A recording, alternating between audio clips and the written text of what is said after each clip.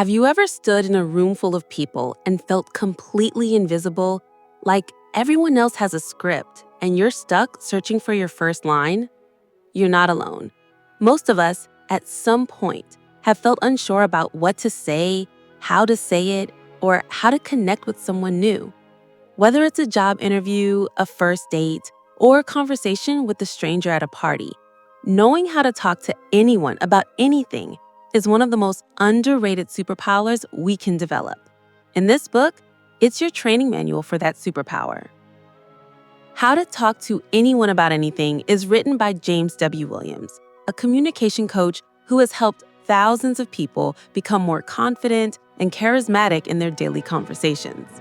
This book isn't about memorizing cheesy lines or faking interest. It's about learning how to genuinely connect, build trust, and hold meaningful conversations, no matter who you're speaking to. In a world where social anxiety and digital isolation are on the rise, this book has never been more relevant. At its heart, this book delivers one core message. Everyone wants to be seen, heard, and understood. And if you can offer that to someone through conversation, doors will open in every part of your life. So, how do you do that? Let's dive into the main ideas the book explores and how you can apply them today. The first big idea is simple but powerful. Focus on listening more than speaking. Most people believe that good conversationalists are great talkers, but the truth is they're great listeners. They pay attention, ask thoughtful questions, and make the other person feel interesting.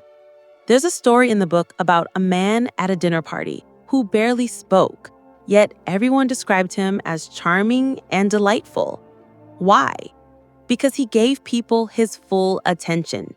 He didn't interrupt, didn't try to one-up their stories. He just listened with genuine curiosity. One practical takeaway from this is to start using the looping technique. Reflect back what the person said before adding your response. For example, if someone says, "I just got back from Japan," you might say, "Japan? That sounds amazing. What did you enjoy most?" That simple reflection shows you're engaged and makes the conversation flow naturally. Now let's talk about the second idea. Use body language to build trust before you even speak. Communication isn't just verbal. In fact, research shows that a huge portion of our message is conveyed through body language. Williams emphasizes the importance of open posture, eye contact, and facial expressions. Imagine someone slouching, arms crossed, barely making eye contact. It's hard to feel comfortable around them.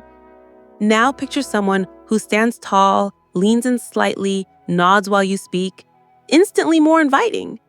A great story in the book is about a shy college student who transformed her confidence simply by adjusting her body language. She didn't change what she said. She changed how she carried herself, and people started responding differently. So next time you walk into a room, check in with your posture. Are you open or closed? Are you showing that you're approachable or guarded? The third big lesson is to become a master of small talk, but not in the way you might think. Small talk often gets a bad rap.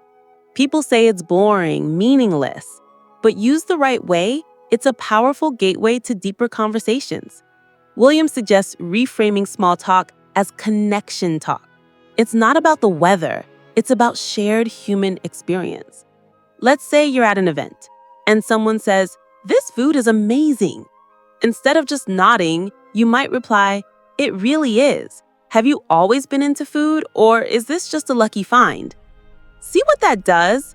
It turns a bland comment into a chance to learn something meaningful about the other person. The key is to go just one layer deeper, not too personal, but curious enough to open a door. Practice this with strangers, baristas, coworkers. It's like building muscle. The more you do it, the easier it gets. Here's another important concept. Learn the art of mirroring and matching. People naturally feel more connected when they sense similarity. Williams shares a technique called conversational mirroring, where you subtly match someone's tone, pace, and energy level. If they're speaking softly and slowly, Don't blast in with loud, fast words. Match their rhythm. If they're animated and expressive, let your body language mirror that energy. This isn't about manipulation. It's about creating harmony. We tend to like people who feel like us. Mirroring helps build rapport beneath the surface. And once that rapport is there, deeper conversations unfold with ease. And finally, one of the most transformative ideas in the book is this: shift your focus from performance to presence. A lot of social anxiety comes from thinking we need to perform, be witty, interesting, impressive. But William says the real magic happens when you stop trying to impress and start trying to connect. Imagine going into a conversation not to show off, but simply to understand and be present. You don't need the perfect words. You need presence.